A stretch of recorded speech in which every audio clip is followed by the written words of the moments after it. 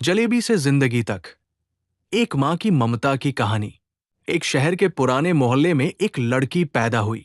नाम था अनु। अनु बचपन में इतनी प्यारी और गोलमटोल थी कि जो भी उसे देखता उसके गाल खींचने से खुद को रोक नहीं पाता। 2 साल की उम्र में ही उसे जलेबी और रसगुल्ले से ऐसा प्यार था कि घर में अगर वो रोती तो मम्मी बस एक रसगुल्ला हाथ में पकड़ा देती और अनु तुरंत चुप हो जाती, जैसे मिठाई नहीं, कोई जादू हो। उसकी मां शारदा खुद भी उतनी ही प्यारी थी। सादा जीवन, साफ दिल और बेटी में बसती पूरी दुनिया। शारदा अक्सर कहती, मेरी बेटी मीठी चीजें इसलिए पसंद करती है क्योंकि खुद उसका दिल बहुत मीठा है। नखरों की शुरुआत। समय बीतता गया, अनु बड़ी होने लगी। गोलमटोल गाल थोड़े कम हुए, लेकिन नखरे बढ़ गए। अब वो जलेबी के साथ साथ ध्यान और तारीफ भी चाहती थी। जरा सी बात पर मुंह फुला लेना, आईने के सामने खड़े होकर खुद से बातें करना, ये सब उसकी आदत बन गई। और तभी उसकी जिंदगी में एक नया प्यार आया। राजेश खन्ना, उनकी फिल्में, उनका स्टाइल, उनका रोमांस अनु को सब दीवाना कर देता। वो उनकी फिल्मों के डायलॉग बोलती, गाने गुनगुनाती और खुद को किसी फिल्म की हीरोइन समझने लगती। कॉलेज और बंक। कॉलेज पहुंची तो पढ़ाई से ज्यादा दिलचस्पी उसे सिनेमा हॉल में लगने लगी।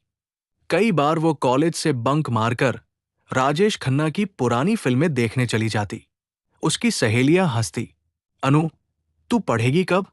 अनु मुस्कराकर कहती, जिंदगी भी तो एक फिल्म है। घर आकर वो मां के साथ बैठकर खाना खाती। मां का खाना उसे बहुत पसंद था, लेकिन अगर कभी खाने में बाल या कंकर निकल आता तो वो बिना झिझक उसी वक्त थूक देती।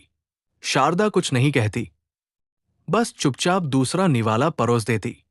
मां थी, समझती थी। शादी और नई जिंदगी।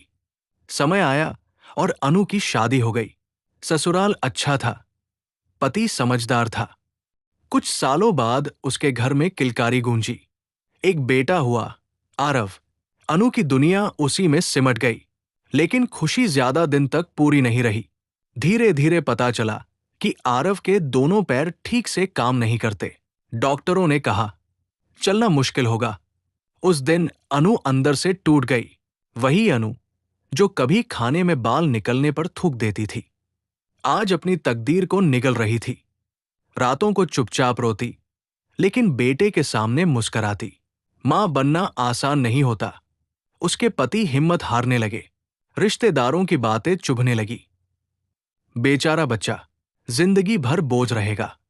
लेकिन अनु ने ठान लिया, मेरा बेटा बोझ नहीं, मेरी ताकत है। उसने आरव को गोद में उठाया और कहा, तू चले या न चले, लेकिन तुझे अपने पैरों पर खड़ा करना मेरी जिम्मेदारी है। संघर्ष का दौर। अनु ने सिलाई सीखी, फिर बच्चों को ट्यूशन पढ़ाने लगी। रात में आरव के साथ बैठकर पढ़ती, उसे कहानियां सुनाती, सपने दिखाती। आरव पढ़ाई में तेज था। कॉलेज पहुंचा, कंप्यूटर सीखा। अनु हर इंटरव्यू में बेटे के साथ जाती, व्हीलचेयर को खुद धक्का देती।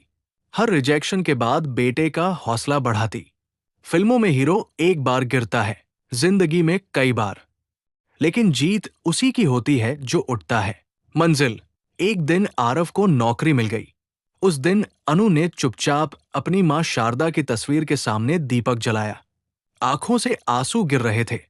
उसे याद आया जब वो छोटी थी, जलेबी खाकर चुप हो जाती थी। आज उसका बेटा उसकी ममता से संभल गया था। मां की ममता अनु समझ गई थी। मां की ममता सिर्फ लोरी नहीं होती, वो हिम्मत, त्याग और लड़ने की ताकत होती है। आज लोग उसे कहते हैं, आपने कमाल कर दिया। अनु बस मुस्कराती है और कहती है, मैंने कुछ नहीं किया, मैंने सिर्फ मां होने का फाराजा निभाया। कहानी की सीख।